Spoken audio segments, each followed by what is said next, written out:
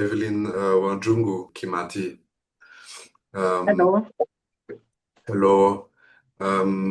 So first of all, it's truly an honor for me to speak with you. I'm very impressed by your work and your fight. In the documentary, Our Land, Our Freedom, which follows your journey as a daughter of freedom fighters Mukami Kimathi and Dedan Kimathi. They were both figures in the Kenya Land and Freedom Army, the KLFA, struggle against British colonial rule. Yeah, to start off, generally in the film, you said something, I quote, you said, "To us, land is a matter of life and death." What does the concept of common land mean to you? Yeah, the meaning of saying land to us is a matter of life and death, because most of our community, naturally or generally, is located in the Kenya highlands. So you see, most of them, our forefathers and our ancestors were farmers.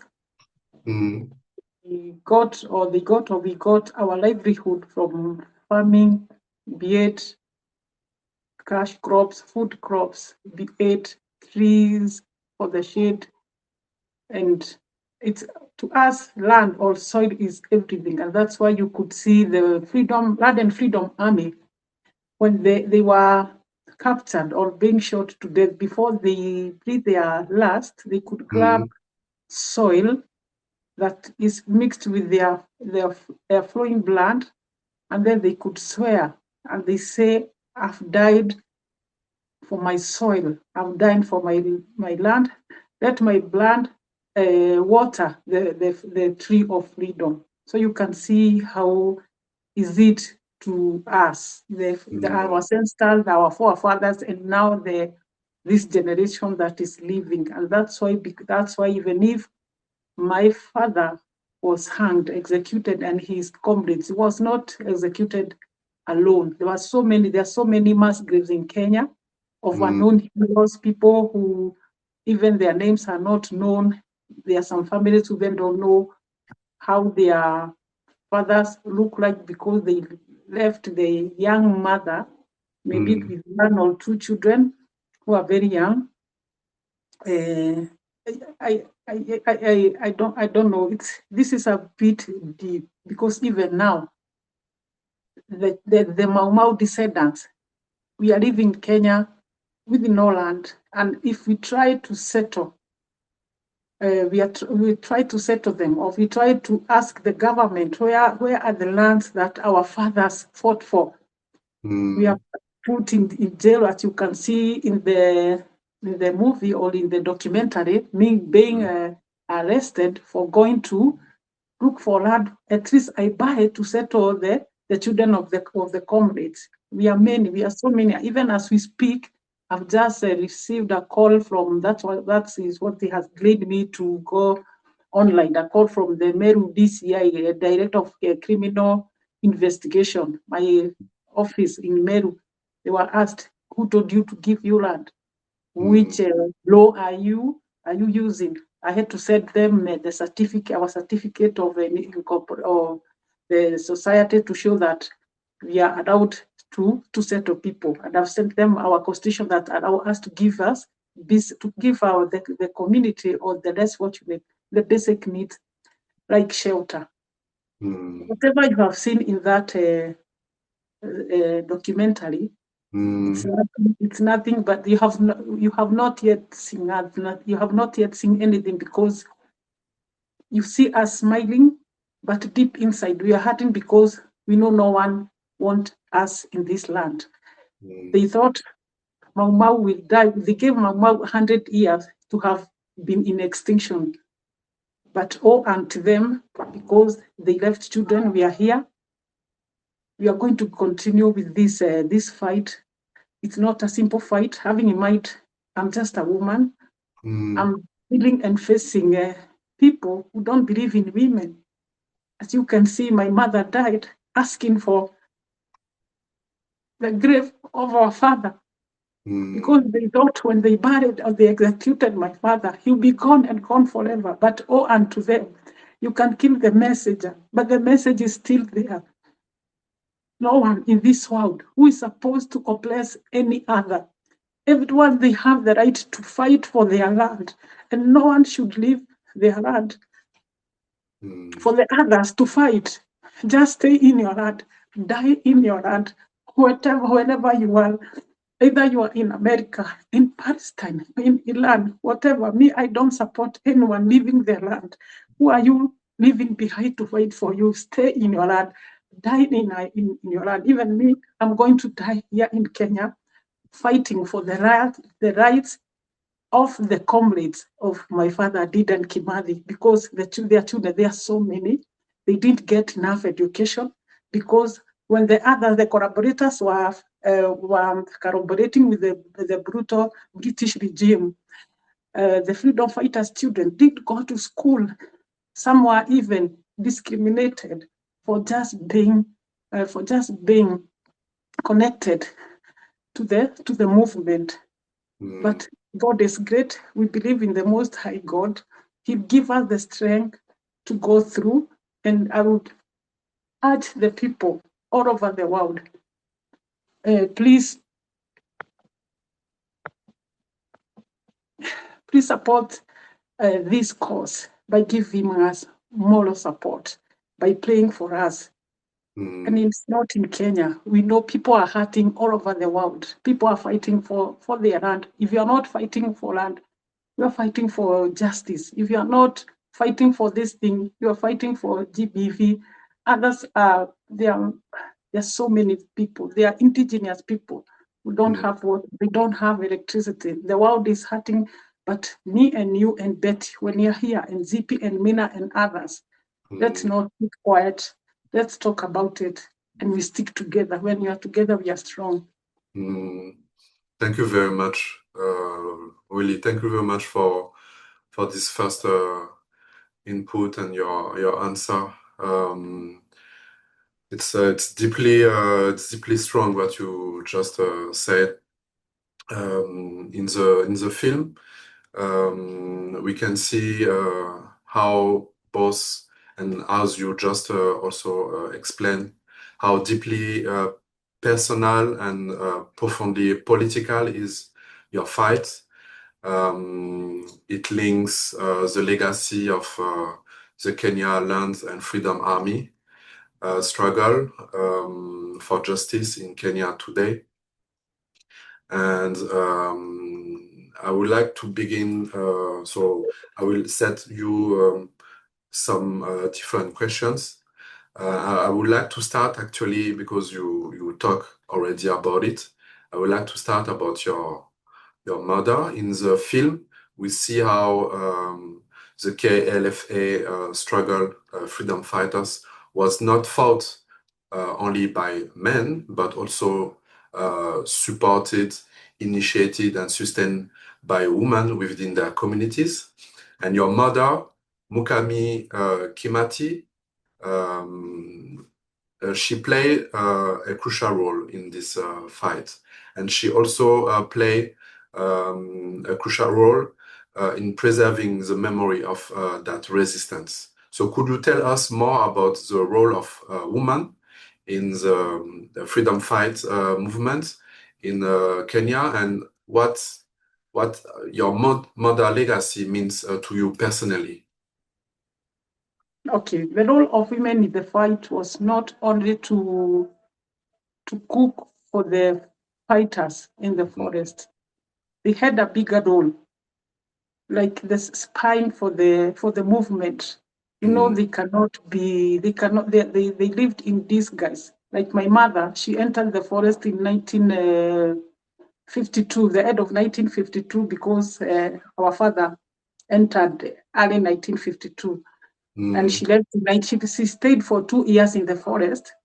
And her most work was to encourage the fighters. And then because she entered with a very small baby, the baby started crawling in the forest. And then Kimathi told her, this baby, if the baby grows in the forest, she will live like an animal. She'll become an animal because most of the time you can see the environment in the forest was not so good with the small baby. So in 1954, she was told to come out of the forest and go to Nairobi, where she was she was an informant. You know, she was a young and pretty. So at night, when the police or the authorities could meet with her at maybe 2 a.m. in Nairobi when she's doing her gathering information and relaying it to the forest, they could think she was a call girl from the street, and then they could ask her,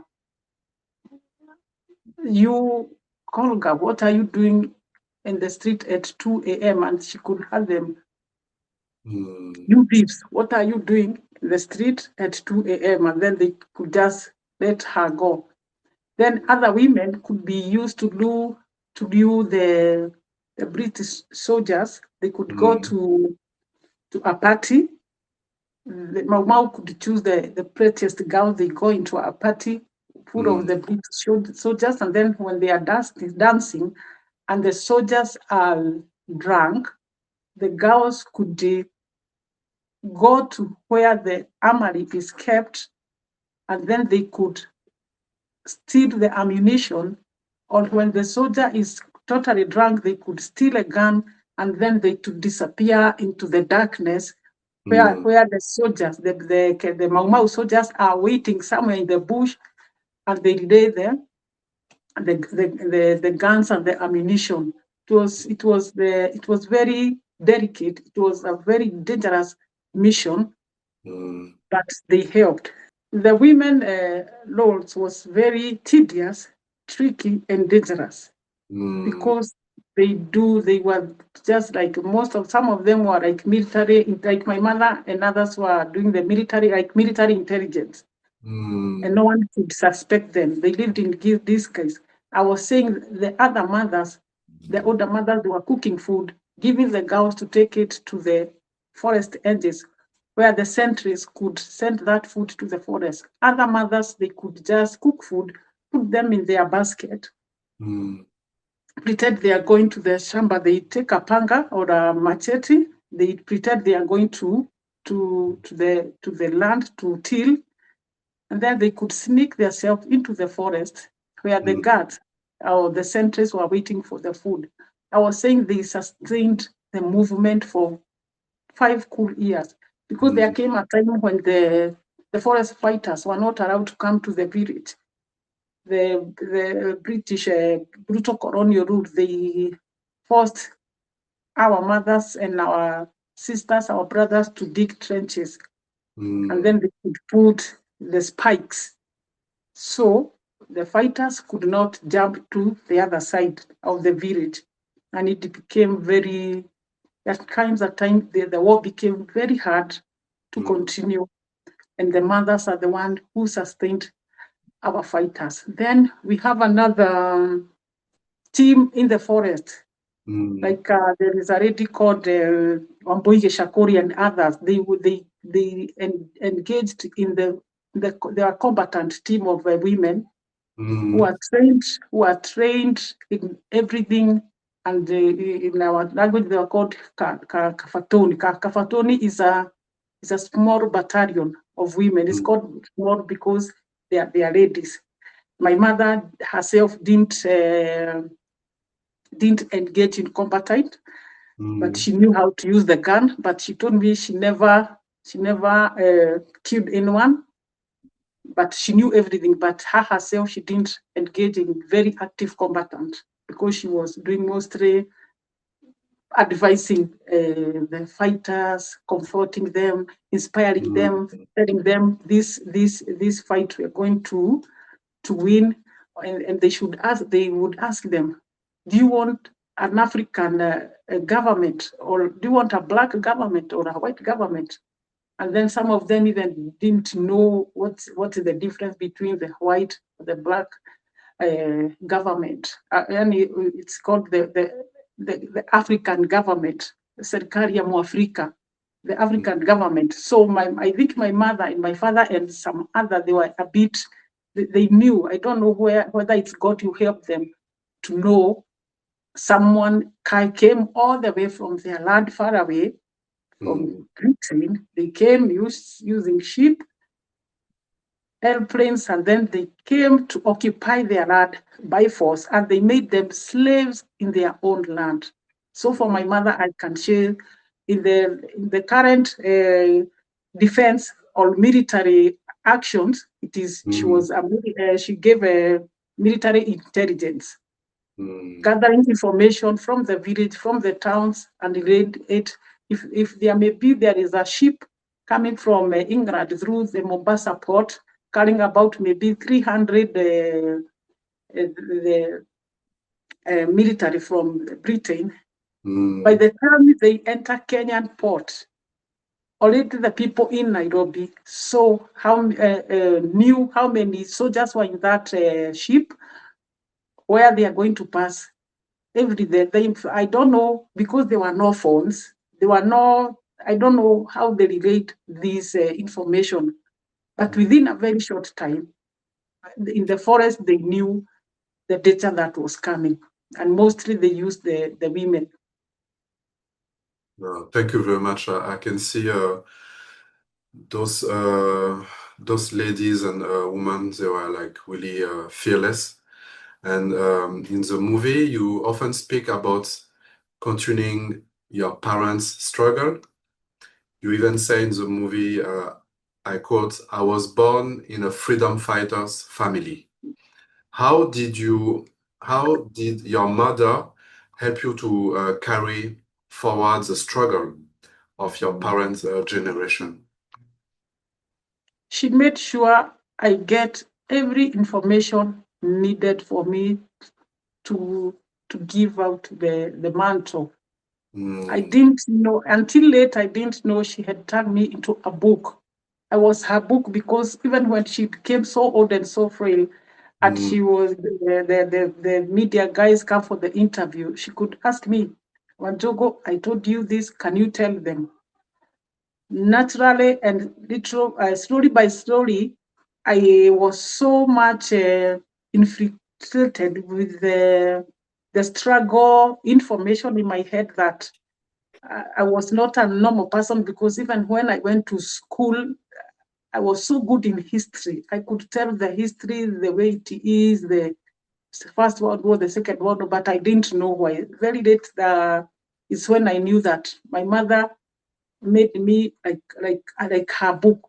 So and she did it very deliberately, because she just chose me. I don't know why she chose. I'm a last born in the family of 10. We could spend until 3 a.m. in the morning, very late hours, for her giving me all the stories, all the information that I needed. And also, I was born different, because I could ask so many questions. I could ask hard questions. I could ask so many questions. That's why maybe she noticed I am capable of absorbing everything that she gave me.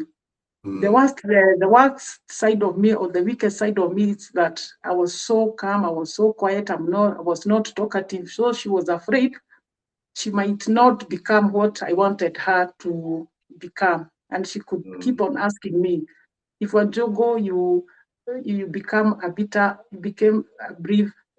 you become a bit more brave, yeah, it's good." But I didn't know why she was telling me.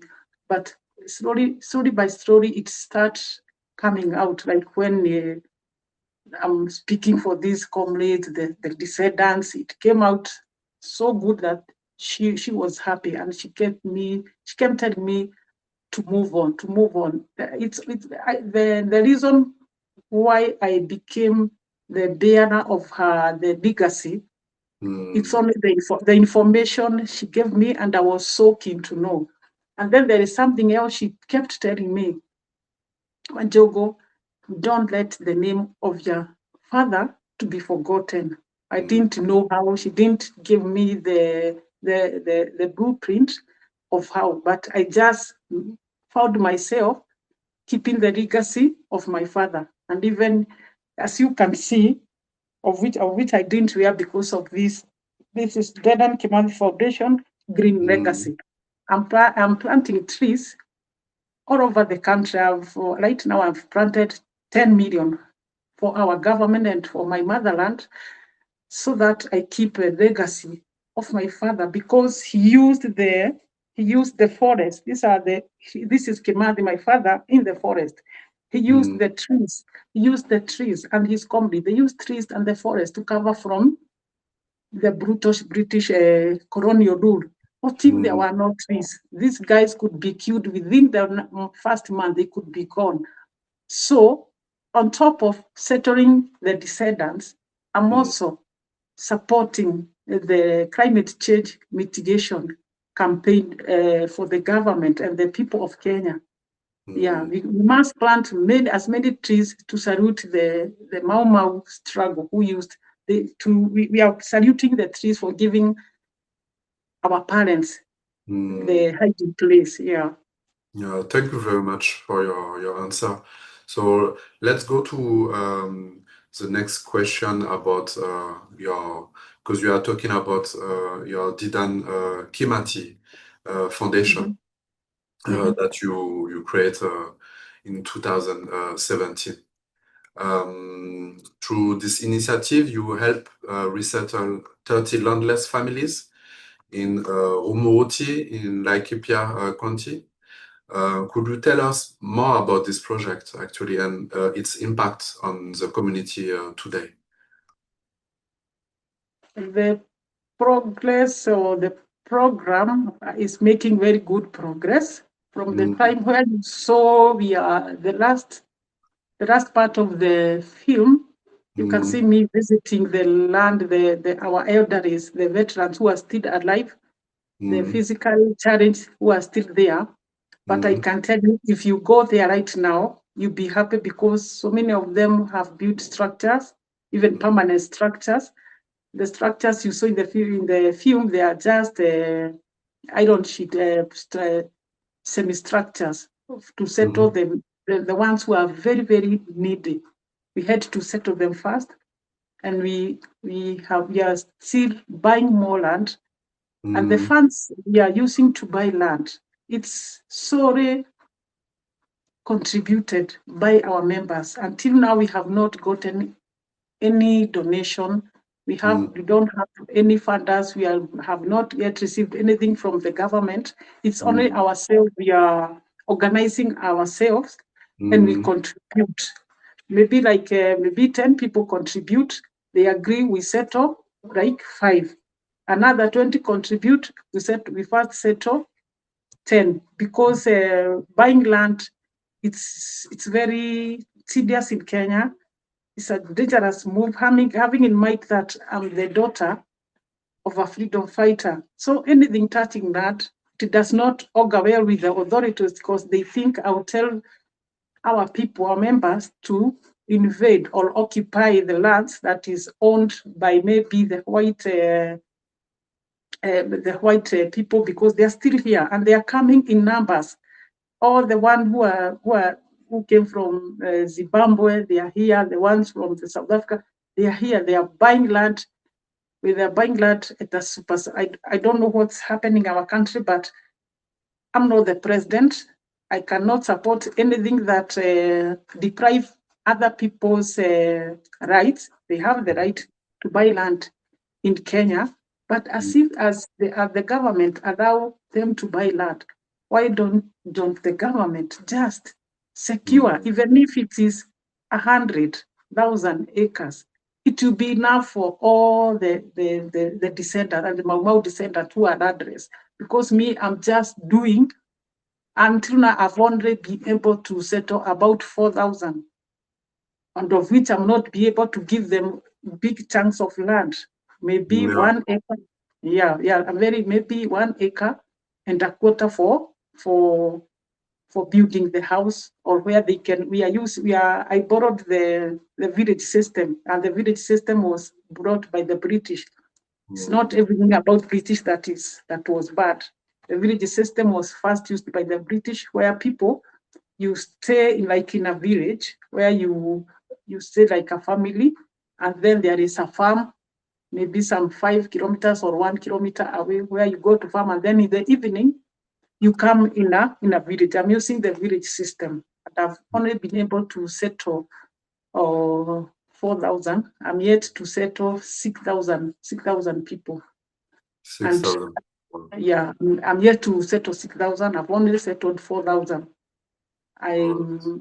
Yeah, it's very, because I have to plant trees. I have to use trees as decoys so that I'm being able to settle people. So as I hide trees in the underground, I'm still settling people on a daily basis. Even tomorrow, there are people who are going every day. There are people who are going to visit the land. And even if you visit my website, our website, the Nanji Foundation website, it's really for you to see about land. You only see about trees, our orphanage that I support the orphans, because the more I hype about giving people land, the more I'm suppressed, the more my legs are cut. I must stay alive for me to being able to settle more people.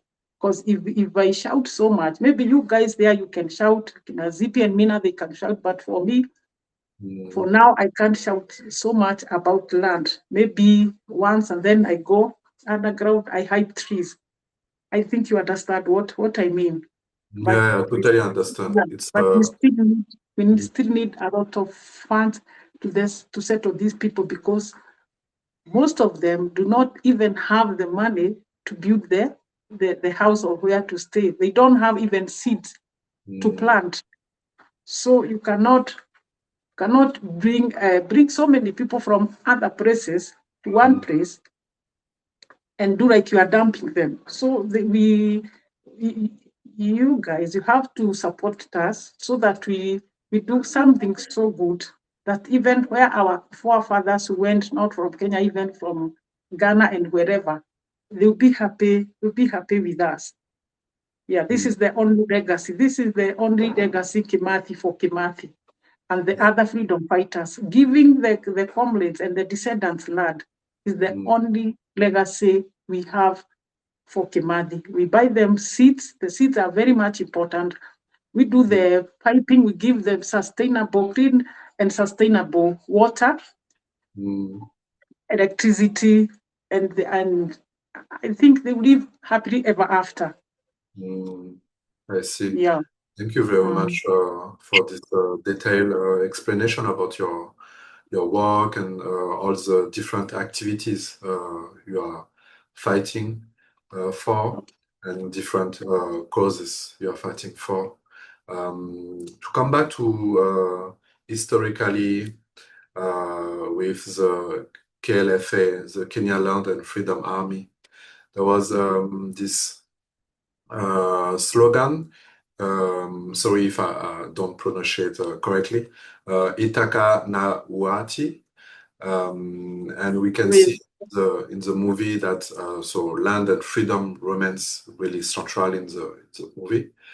But more than 60 years after independence, why does the land justice remain such a fundamental issue in Kenya today? Could you explain us that briefly? Because it is more than me and you think. It's a bit deeper. Just to correct you, it's Weyadhi Naithaka. But when you are writing it down, you write the other way around.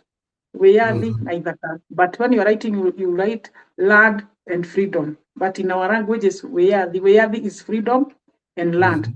In English, it's land and freedom.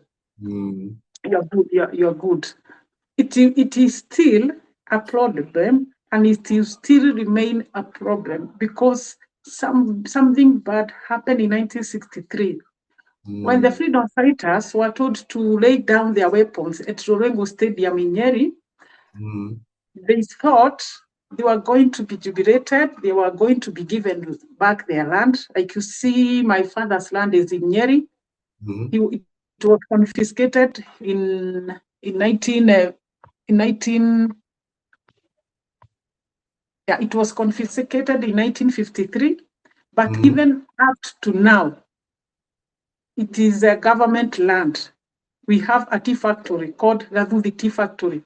Gaduthi Tea Factory belonged to Dedan Kimathi and his family, and so many others. So in 1953, land was confiscated and never given back.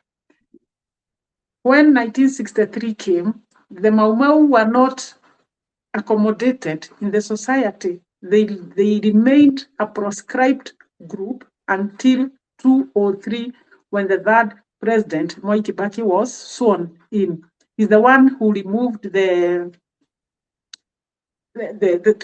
section 213 of the law that proscribe Mau Mau as an illegal group. Another problem is most of the land here is owned by the people who are chosen by the British. The British chose the people who will succeed them. It's not Africans who chose who to lead them, it's the British. And even now, the system, the world system, that system is still there. Somebody like me can never become a president or anything in my country because my family is profiled because we dared a superpower. So the problem will still remain. Most of the land is owned by either the British nationals. If it is not British nationals, it's the collaborators, the people who supported them. So our system was corrupt in 1963, and our country was hijacked by the politicians. So the politicians, I'm not here to fight anyone because I'm not an activist.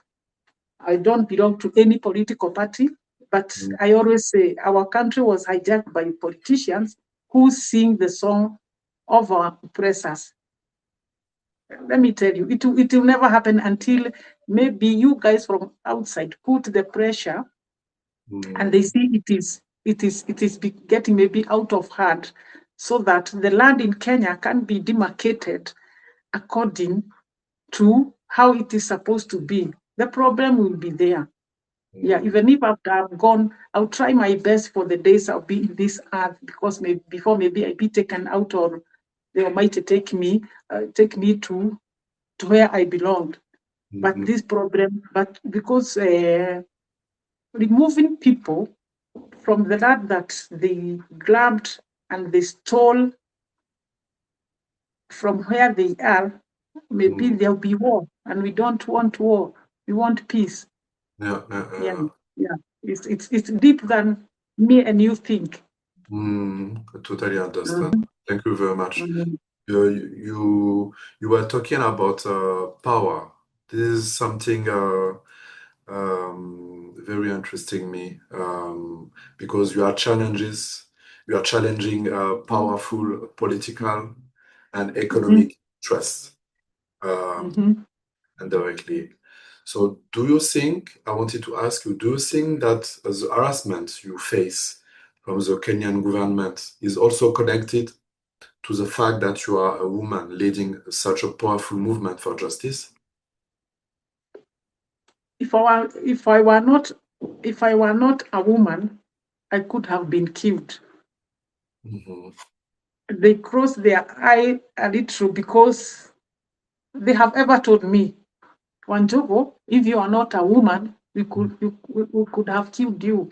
But if we kill you, the international community will have so many questions to ask Kenyan, because your father is still in committee. Also, the name of your father is so in their people's heart in this country, such that they can become an uproar. But that does not make me to be reckless. I must be very, very, very, very careful when staying in this country. I must be totally non-partisan. I don't support any political alignment. I don't do politics. Even if you visit whatever my socials, I don't do any politics, and it is very much deliberate because I want to stay alive so that I help these people. I sacrificed my ambition, all things I could do to enrich myself, because right now, as we are speaking, if I align with any political party, I'll be in a very good position to enrich myself, because my voice can be heard by many people. But it's not good to be selfish. I enrich myself and there are people suffering. I cannot do that. Let me just remain average if it's not poor, so that if we get help, we get all of us. Yeah. No, totally understand. Let's come back a bit about the topic of your father, Didan Kimathi. In the movie, there was really a deeply moving moment when you are visiting the committee maximum security prison in the church of the burial of your father, Didan Kimathi. And then later, your mother has this talk or interview with this American journalist, and she said, your mother said that the colonial records about the remains of her husband should be handed over. So despite decades of requests, the location of his remains is still unknown. I wanted to ask you, what do you think is needed to finally locate your father's remains? We just need that pressure from the international community, because when King Charles came, he requested to see me. He met at the British High Commission residence, and I had the chance, because he met with other families of the freedom fighters from as early as 1890s, the Mekatilili Wamenza, the Samoy, what do we call that guy from Nande? There's somebody whose head was taken by the British Koitare or Rap Samoy, the Diniam Samba, there were about 6 families. But I was privileged to talk to him. I was given chance to, when we were talking, we stopped, but when he was coming out, he stood where I was and he whispered, he told me my story is very emotional. And he's sorry that he didn't know that Dedan Kimathi was in committee. And I asked him, now because I told him, Dedan Kimathi helped your mother, Queen Elizabeth, to defeat the Germany, because Kimathi went to Second World War from 1941 up to 1945. He went to Burma, the current Myanmar. And then I told him, my father helped your mother to fight the Germans. 12 years later, my father was pleading for your mother not to hang him. He was emotional, even he cried, because he didn't know that Kimathi had already appealed to the Queen Elizabeth not to be hanged. But when the appeal came back, the Queen Elizabeth replied to Kimathi, you'll be hanged, but you'll stay for 7 years in prison and then you'll be released. When the appeal came back, Kimathi had already been executed. And King Charles told me, I've listened to you. When I go back to the UK, I look for those records, because I told him the British are the best in keeping the records in the world. Somebody is calling. So when he went, after some time, I think it's after 1 year, I saw in the TV and the news that there are some records, mobile records that came from the Britain. No one knows what is there. He only gave to the president and the prime cabinet, Honorable Mudavadi and his excellency the president. They were given those supervisor, which I don't know because I've not received any communication from the British government concerning the remains of my father. But I told the king, we are still waiting for any communication. But let me tell you, there is no goodwill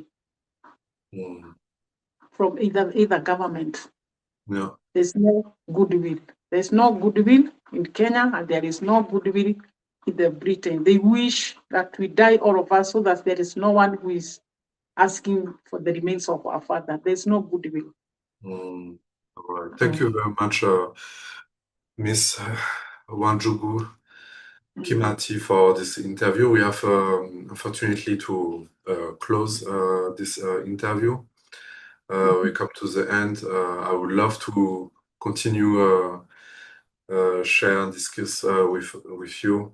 I hope we keep in touch, and I'm very thankful for you sharing all these insights and for your extraordinary work that you are doing.